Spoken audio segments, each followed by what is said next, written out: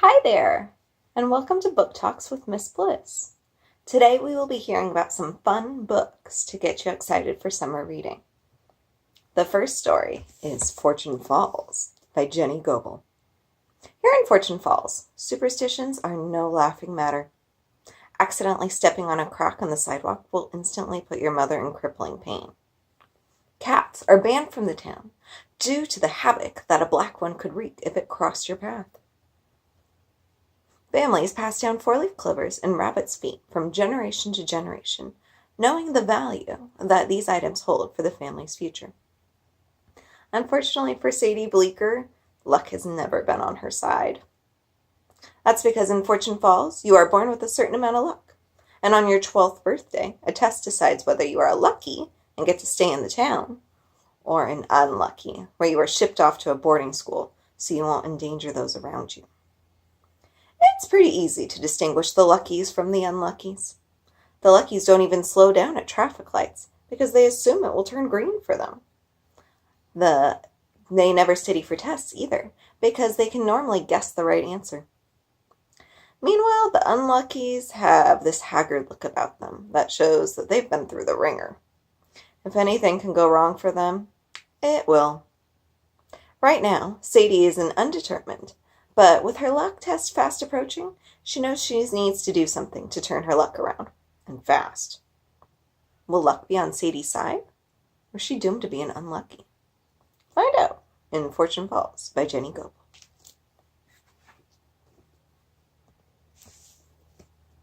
Our next story is Liar and Spy by Rebecca Stead.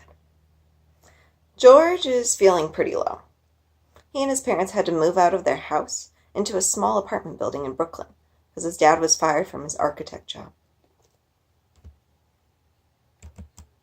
The kids in 7th grade aren't the nicest, calling him Georges or Gorgeous because of the silent S that's at the end of his name. He knows he's named after a famous painter, but really, Mom?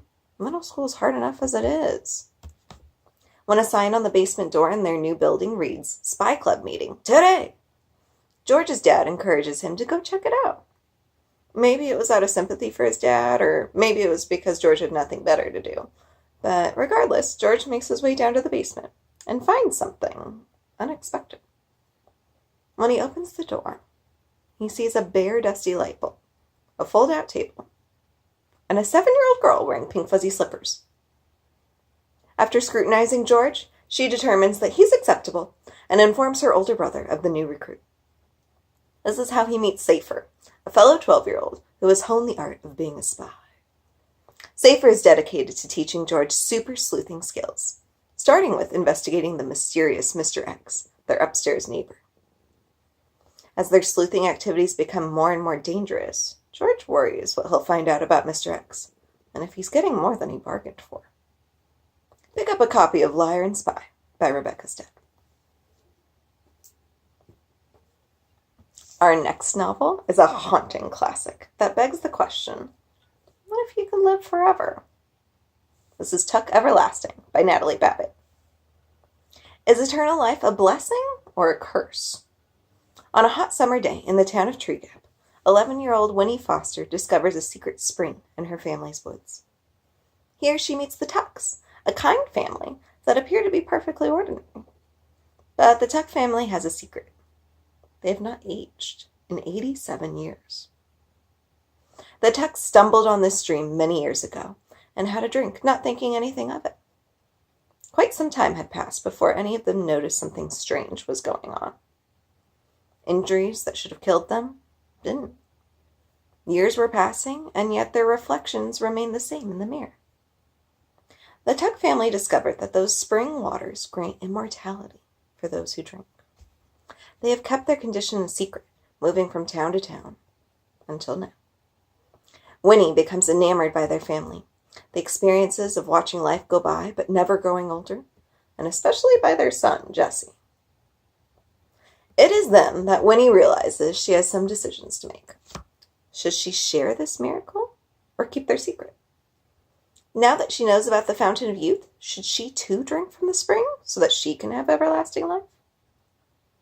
This spine-tingling tale will put you on the edge of your seat as you follow Winnie Foster and the Tucks in Tuck Everlasting by Natalie Babbitt.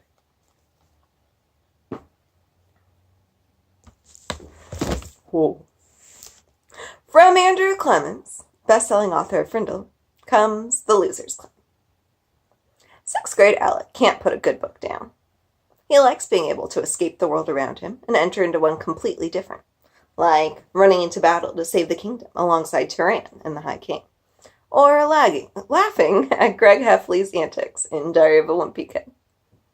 So when Principal Vance lays down the law, stop reading novels during class time, or else, Alec.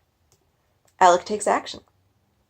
He can't lose all his reading time, so he starts a club that he wants to be the only member of. More kids just means more talking and goofing around, and he wants to be able to escape into his book. After all, reading isn't a team sport, so he doesn't need anyone else. And no one would want to join something called the Losers Club, right? Now Alec is able to burrow in and read The Lightning Thief for the 3rd time. But as more and more kids find their way to Alec's club, including his ex-friend turned bully, Kent, and that girl that Alec is maybe starting to like, Alec begins to notice something. Real life might be messier than his favorite books, but it can be just as interesting. And sometimes the best stories are the ones that happen off the page. Our own.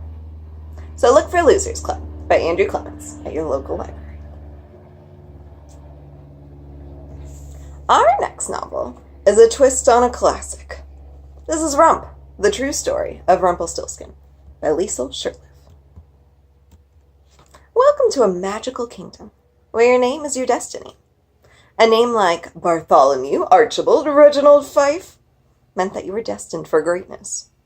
And a name like Rump? Well, I bet you can guess. Rump is the butt of everyone's joke. They proclaim that his mom named him after a cow's rear end. The truth is that Rump's mom was very sick, and she could only get out part of his name before she died. But with only half of a name, he feels like half of a person. Part of him is missing, but he doesn't know what it is. Rump is small, lonely, and poor, living in a tiny cottage with his gran. It is only on his 12th birthday, when he finds an old spinning wheel, that his luck seems to change. Rump discovers he has a gift of spinning straw into gold. His best friend, Red Riding Hood, warns him that magic is dangerous, and she's right. All magic comes with a price, no matter how good your intentions are. With each thread he spins, he weaves himself deeper into the curse. To break the spell, Rump must go on a perilous quest, fighting off pixies, trolls, poison apples, and a wickedly foolish queen. The odds are against him, but with courage and friendship and a cheeky sense of humor, he might just triumph at the end. So be sure to check out Rump by Liesl Shirtliff. Our last story today is overflowing with good humor and adventure. This is Flush by Carl Hyacin. You know it's going to be a rough summer when you spend Father's Day visiting your dad at the local lockup. Noah's dad got carried away again, and this time it's landed him in jail. It's not that his dad is crazy. He just has a strong moral compass and is passionate about standing up for his beliefs. Like Nelson Mandela, so he says. He's positive that the owner of the Coral Queen casino boat is flushing raw sewage into their Florida harbor, which has made a dip in the local beach like swimming in a toilet. It's dangerous for the beachgoers, the sea life, and just plain gross. He can't prove it, though, so he decides that sinking the boat will make an effective statement. Right. The boat is pumped out and back in business within days, and now Noah's dad is stuck in the slammer. Noah is determined to succeed when his dad has failed. He has to prove that the Coral Queen is dumping illegally somehow. His associates may not add up to much. He's got his little sister Abby, Lice Peking, a greedy guy with poor hygiene, Shelley, the bartender, and a mysterious pirate. But Noah's got a plan to flush this crook out into the open. And with a little luck, Noah should be able to sink the crooked little casino once and for all. See how it ends when you read Flush by Carl Hyacin.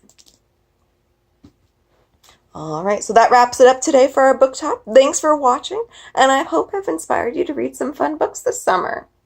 Thanks, bye.